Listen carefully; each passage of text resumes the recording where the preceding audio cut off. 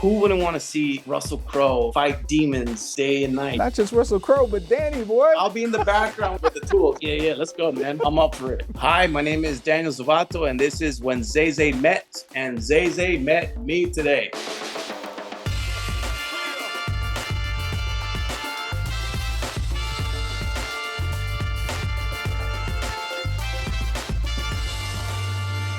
¿Qué pasa, cómo están, mi gente? I am Zay Zay, and welcome to When Zay Zay Met. Today we're meeting an actor who has entertained us on screens both big and small, and usually he's keeping you on the edge of your seats the entire time. And today he's here with us, man. I can't wait for this one. Ladies and gentlemen, show your love. This is Daniel Zovatto. Hello. That was quite the intro, man. I gotta give you that. Thank you so much, man. I appreciate that. I appreciate you, man. Thank you for taking the time to meet with us today. Of course. All right, let's take it back. You, sir, are from Costa Rica. Yes. Tell me what it was like for you growing up in Costa Rica. A young little Danny running around. Yeah. In every beach in Costa Rica. At every beach in Costa Rica. I feel very blessed. I had an amazing upbringing, childhood, surrounded by nature and just like a different way of living. Just, I don't know, it feels like Costa Rica feels like a big farm, with beautiful beaches. And we embrace life. And I think there's a lot of things that are very important to Costa Ricans that are necessarily not as important in other countries, or people don't pay attention as much, like just nature and how important it is to love the land where you're from and respect it. And so, I don't know, man, I had an amazing childhood. I'm very blessed. And I always think about, kind of going back home in a few years and having a life back home. Really? I miss it a lot for sure. Do you feel that maybe you had a different childhood than maybe your peers or your friends because your family was in the public eye so much? I mean, I think we all have our own experiences. I had my own, and that's my story. I feel like when I was living it, I didn't feel like I was different. I was just on my own path, and I was, again, very blessed to have an amazing family and great people around me and who supported me and made me, leave Costa Rica and kind of go and pursue these dreams. So I'm very thankful for that, that group that I had. So for sure. Good. When did you come to the States? I turned 18. So that's what. You were like, I'm out of here. Yeah, dude, as soon as I turned 18, I was like, all right, mom, dad, I'm out of here. It's been 14. It's going to be 14 years now. Yeah. 14 years. And have you been acting ever since? Yeah, I mean, I left high school, I finished, and I went to New York and I studied theater, and I did that for like three and a half years. Yeah. And then slowly things started to happen that kind of brought me here to LA, where I'm at right now. But yeah, it was like, I don't know, I knew I was going to end up being here, but I always dreamed of being a New Yorker and living in a big city. And so I did that. I lived in New York for like 6 years, and then now I'm here. So let me ask you this.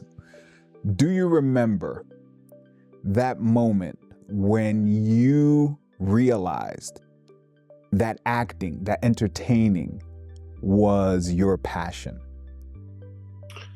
Yeah, I mean, movies did that for me. I think my mom, especially my dad, loved to watch movies. So I didn't understand what a movie was really. And I remember there's a few of them, but What's Eating Gilbert Grape is always that movie that kind of like, I just didn't understand it. And then that's when it all clicked that what acting was. And then also, my mom was a TV host back home. She had a TV show and people kind of knew her and stuff like that. So I would go to Costa Rica to her sets, and I would spend a lot of time seeing her with her camera and enjoying that life. And I think my mom always wanted to be an actress. She just never had the opportunity to do it. So I feel like when all of these things clicked, mom was definitely like, go do it. So absolutely. And we all have our own toolboxes, right? So your mom has been able to to entertain and connect with people in her own way. That's right. By being that television personality who's touched and communicated with people in so many ways and so many millions of people throughout the years. And you have your own toolbox, right? And you're doing it in your very own way. Yeah. I also understand that you have a true, very specific affinity for horror movies. Yeah, I mean, look, I love horror movies. I feel like I did a movie called It Follows, and I feel like they are following me. I mean, look, I've been very fortunate. I've been in what I consider really good horror movies. I think they're all very different as well, which is something that, I think it's really easy to fall into the kind of like the cliche of what a horror movie has become. I feel like it's all jump scares and, it's, so I've been, funny enough, I've worked with 3 really good directors, David Robert Mitchell and Fede Alvarez and now Julius Henry, who are, in my opinion, great minds, and I think that they are going to continue to make great movies. And I love these dudes, you know what I'm saying? So, and I've also worked with really, I was about to curse, really cool people, and, but yeah, no, man, like it's just been one of those things where like, yes, I've done a lot of horror movies. Is the next one going to be horror? Probably not. Because I have like 3 that are pretty solid. Am I going to continue to make them? For sure. I love them, dude. I love to scare people. I love to do them as well. They're fun. But I also noticed that it's not just about horror for the sake of horror when you do them, right? Like there's more to it, like you said, than just the jump scares and the and the gore and all that stuff, right? Like in watching you in the Popes Exorcist, which you were great in it, by the way. Man. Yeah, I was expecting more of that horror, but in the end, it was thought-provoking, a bit of history mixed in with legend and that kind of stuff, and some great acting, along with the horror aspect of it as well. And there was more to it. And I think that when you mix those things together, you come up with a really cool formula. Exactly. Is that the kind of thing that draws you? Yeah, exactly. Look, I've fortunately enough, I feel like it's about like getting out the opportunities and then like seeing like, is this recipe gonna work?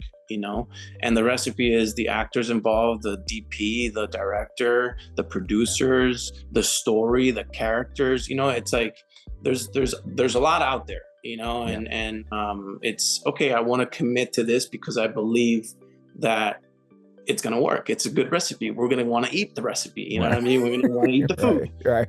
So, it's about that. And look, can you fall on your face? 100%. But that's part of it. Like, and it hurts.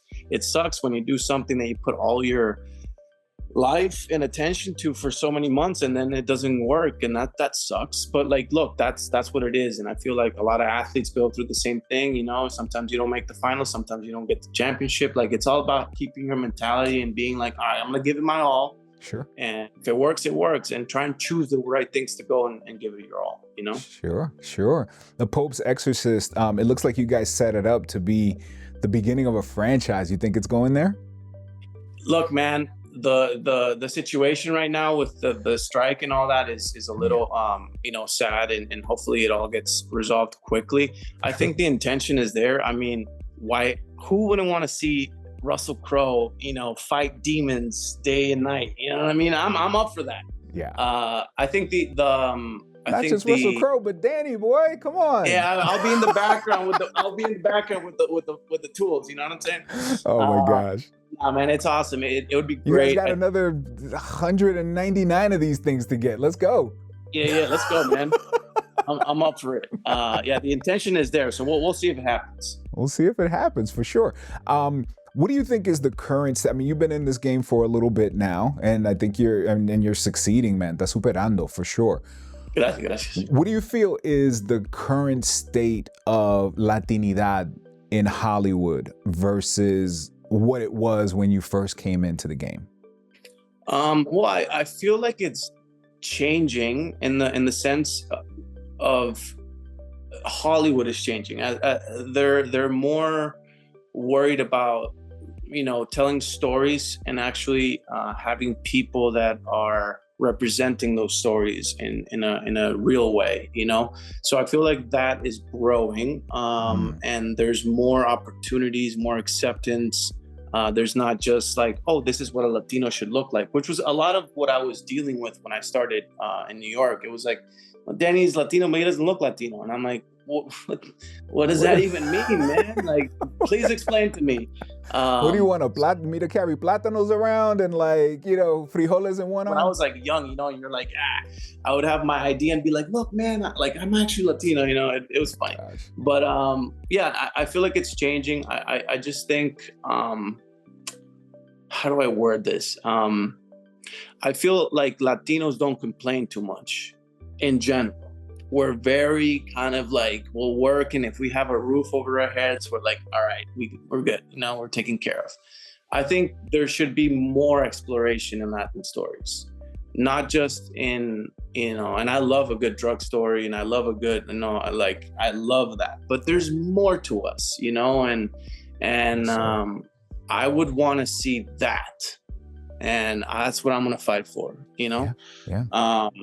But yeah, that's my only concern. I feel like I would want it to be explored more, you know. Claro. I mean, for sure. I mean, yeah, we love a good drug story. We love a good whatever, right? But in the end, we fall in love. In the end, we have adventures. We're all the same, man. We all experience life the same, and it happens to be that you're a little darker, I'm a little lighter, you're a little bigger, I'm a little skinny, like whatever it may be. Hey, what are you trying to say, man? I like pizza. No, not you. I'm saying, you know, come on now. No, jugando. You drink a little bit more beer than I do. No, I'm kidding. But yeah, like it's just, we're all the same. We all live life, and that's the beauty of it, man. Sometimes we all feel, and that's the other thing. It's like sometimes you feel so alone in life, and you're like, am I the only one that's going through this shit? No, we're all going through it. You know what I mean? Right. Like every single one of us. Absolutely. We all wake up, we all go to sleep, and we all go to the bathroom. Eso. You know, so we're all the same, like, you know. Eso, I love it. One final question, because I am a New Yorker. What was your favorite thing about living in New York? Man, I lived in New York from 18 to 24, 25. That's a good clip. Yeah, I just think New York at that time, I don't know how it is now because I'm not living there, but it was just full of life, man. And what I mean by that is like, all the cultures in the world, all the food, the theater, I met so many people when I was in New York. You just walk down 3 blocks and you can meet 7 people that are fucking awesome, you know. I miss that because here it's a little different. Yeah. But that's what I fell in love with New York, and that's why I stayed there for so long. So good. Hey, look, and the dream is to have an apartment there. So hopefully we keep working and we'll make that a reality. It's gonna happen. It's gonna happen. I love it. Okay, do me a favor, look into the camera, 30 seconds. Sell me this movie. Why do we need to go see The Popes Exorcist? Wow, man. All right, well, you gotta go see this movie. First of all, because of Russell Crowe. There's this kid in it who is, amazing actor. First movie, Peter, he's wonderful. Yeah. I think the movie is not your typical horror. I think it's a movie that explores different thematics and different themes that are really cool and interesting and keep you, like you said, you got to think about this, what's going on, what's happening. And overall, I think it's a great visual movie. The director and the DP made an amazing visual component to the movie. And I don't know, man, go watch it. It's cool. I think you'll enjoy it. And again, Russell Crowe's amazing in it. So go watch it. Daniel Zovatto, thank you so much for being with us today, man. Se te agradece mucho. Peace out, man. Thank you so much. Thank you all so much for watching When Zay Zay Met. Don't forget to like the video, subscribe to the channel, and hit the bell to be notified when we upload more conversations with celebrities and other interesting people. Now, if you'd like to see your favorite celebrity on the show, it's simple. Just tell us who that is by leaving us a comment down below. We hope you enjoyed today's episode, and we'll see you on the next one. Hasta la próxima. Lo quiero del corazón.